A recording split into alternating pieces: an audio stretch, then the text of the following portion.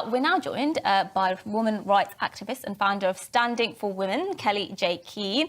Welcome to the programme. I'm guessing you heard our viewer/listener there, Russell. And he said, you know, puberty's a confusing time. It's supposed to be. Your body's undergoing this completely monumental change. Your hormones are all over the place. I remember when I was younger, I was a tomboy. I quite wanted to be a boy. And, you know, look at me now. I'm a very girly girl, I would say now. So I was always, by the way, a strapping young man. Just thought he did ballet. Yeah. But what do you say to that? You know, we should absolutely not be interfering with puberty. Oh, my goodness. It's weird that we even have to discuss it. Of course, you can't ask children in the middle of puberty to make any decision that will impact the rest of their lives. It's difficult enough to talk about what GCSEs they're going to do. And let's face it, that's not permanent. But we wouldn't let them have a tattoo. We wouldn't let them have a piercing. There are laws against that. And yet we can allow them to decide to eradicate their sexual function and fertility. What sort of barbarism is that?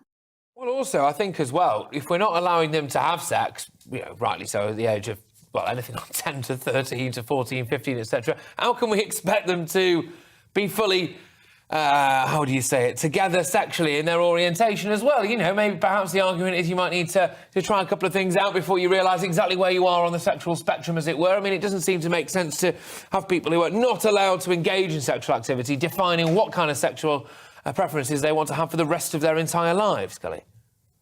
Oh, absolutely. I mean, you're covering the case of Alison Bailey, and she says much the same. You know, you have no idea of the many, how can I put it, pleasures that your adult body may well offer when you're 13. I'm sure the whole idea of adult relationships are quite grotesque, and so they should be at 13. But, you know, it's just preposterous that it was ever allowed. The inquiry, as far as I'm concerned, should be, how on earth did we ever let this through? What sort of damage have we done? And what payouts are we likely going to make to children whose bodies have been irreversibly damaged? Yeah, and Kelly, I don't know if you can answer this for me, and it's a question I think I might ask in a civil way, a trans person the next time I speak to a trans person. But what does it mean to say, I feel like a woman? Because what does feeling like a woman mean? I mean, does it mean you feel more comfortable in dresses? Well, you're reducing being a woman to how you look. Does it mean you feel more comfortable? You know, what does it mean? I don't actually understand what saying I feel like I am a woman means if you're not a woman.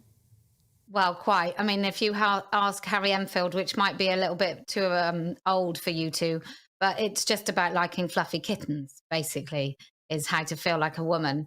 I mean, most women just want to feel human and be treated as if we're equal members of society.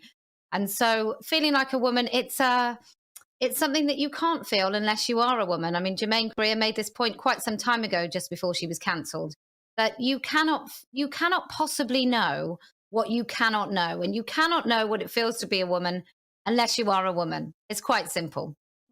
No, indeed. I mean, that seems to be, you know, certainly the way that I would view it. And it's funny as well, isn't it? You know, you've got a sign behind you. One of the signs says, keep men out of women's spaces and this, that and the other. And it's like, you know, my response to that as a man would be, I really don't want to go into women's spaces, you know? But clearly a lot of people do, right? So, but there we go. Kelly, thank you very much, Kellie-Jay Keen. Friend of the channel, friend of the show, doing a lot of very, very important work, especially in this particular time.